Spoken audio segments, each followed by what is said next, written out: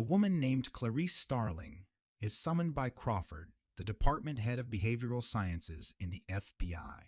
After completing her training, Crawford acknowledges her interest in joining his department as she holds a double degree in psychology and criminology. He tells her that he has an errand for her.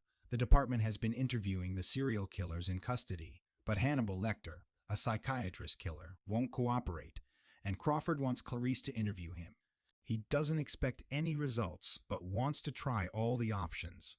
Clarice visits the asylum and encounters Dr. Chilton, who portrays Hannibal as an utter psychopath resistant to standard evaluation. Chilton reveals that Crawford exploits Clarice as bait, since Hannibal hasn't seen women for 8 years. He advises Clarice to stick to the principles she learned in university. Chilton emphasizes this point due to a past incident where Hannibal faked a medical emergency. When a nurse approached him, he assaulted her and ate her tongue while maintaining a normal pulse. She approaches Hannibal's cell, cautioned by the guard not to get too close to the glass wall. An inmate sexualizes her and grows disgusting words at her. After introducing herself, he asks to see her credentials. She shows him a fake ID, but he sees through it, prompting her to admit she's still a trainee. He dismisses and criticizes her for ruining the interaction as she tries to present a questionnaire. Clarice shifts the conversation to Hannibal's paintings, which he claims are drawn from memory. She inquires about the new serial killer, Buffalo Bill, and clarifies that he's named for skinning his victims. Hannibal questions her understanding of why he does it, and she tells him he does it to keep a trophy like Hannibal ate his victims. He tells her to send in the questionnaire and begins analyzing Clarice, deducing details about her accent, her father's occupation, and more. She's impressed by his insights. She recovers herself by telling him that he can analyze everyone but himself, and he says that once a man tried to analyze him, he ate his liver with beans. As she prepares to leave, a neighboring prisoner, Miggs, who had made crude comments when she first walked in, this time sexually harasses her, which prompts Hannibal to defend Clarice. He calls Clarice towards himself and tells her he would never do that to her. Clarice then asks him to complete the questionnaire if he cares, but he says he will help her advance, instructs her to seek out Miss Moffat, and urges her to leave. After the intense session, Clarice cries on her way back, but returns to her training with a stronger mindset. A few days later, Crawford informs her that Miggs killed himself by swallowing his tongue after Hannibal whispered to him all night. Crawford asks for updates on Moffat. Clarice shares that Hannibal erased records of his past patients, but she found a Baltimore motel that might be linked to him. She goes to the motel and discovers a closed garage with unsettling items like dead eagles and a head of a man in a bottle. She rushes to the asylum and tells Hannibal that Moffat is an anagram for Miss the Rest of Me. She questions him about the head, and he reveals it was once Benjamin Raspail, surgically transformed into a lady and killed by another. When Clarice probes further, Hannibal goes silent. Meanwhile, a woman helps a man struggling to put a couch in a truck in Memphis. He tricks her into his truck, then beats her unconscious. A week later, Crawford contacts Clarice about another victim of Bill. He informs her that Bill keeps victims alive for 3 days, shoots and skins them, and dumps them in rivers. They visit the funeral site, and Clarice dismisses the police. With precision, she examines the body, noting broken nails and dirt underneath, indicating a struggle. Photos of the victim's teeth reveal a cocoon lodged in her throat, and her skin has been removed in diamond-shaped patches. Upon her return to headquarters, Clarice gets a specialist to analyze the cocoon. It's a species from Asia, imported or grown locally. The next day, the news reports a girl, Catherine, was kidnapped by Bill, marked by a left-behind shirt, as Bill did with all his victims. Catherine's mother, a U.S. senator, pleads for her return and mercy from the serial killer. Clarice makes her way to Hannibal's cell, despite Dr. Chilton's resistance. She proposes a deal that if Hannibal helps catch Buffalo Bill, he'll be relocated to a hospital with a view of woods and supervised outings on a deserted island for an hour every day. However, if Catherine dies, he'll gain nothing. Hannibal proposes an information exchange. Clarice shares her worst childhood memory, and he will reveal something about Bill. She tells him about her father's death when she was 10, that left her orphaned and in the care of her aunt, from whose home she ran away 2 months later. And Hannibal reveals that Bill inserts cocoons into his victims due to his desire to change. He suggests that Bill is not a transsexual, but believes he is one. He speculates that Bill applied to major universities for sex reassignment surgery, but was rejected due to his troubled past. Meanwhile, Catherine is confined in a well in the basement of a house, referred to as it by her captor. She pleads for release, but becomes hysterical upon seeing the nails and blood of past victims who tried to escape the well. At the asylum, Dr. Chilton informs Hannibal that Clarice's offer lacked senator involvement and Clarice was lying to him.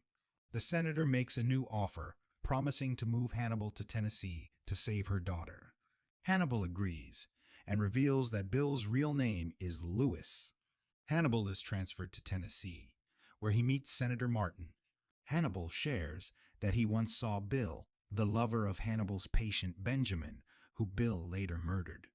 As Hannibal gets inappropriate, Senator orders to send Hannibal back, but he begins describing Bill so they would consider him useful.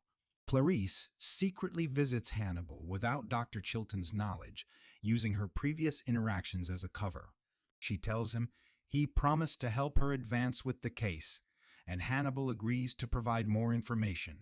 She confronts him about the anagram he gave and insists that Bill's name isn't Louis. He says that if Clarice shares why she ran from her aunt's house, he will give her more clues. She tells him she witnessed the slaughter of a lamb and her failed attempt to save it. Her aunt's anger led to her placement in an orphanage. The trauma of the experience continues to haunt her dreams. Clarice presses Hannibal for Bill's name, but he refuses to reveal it.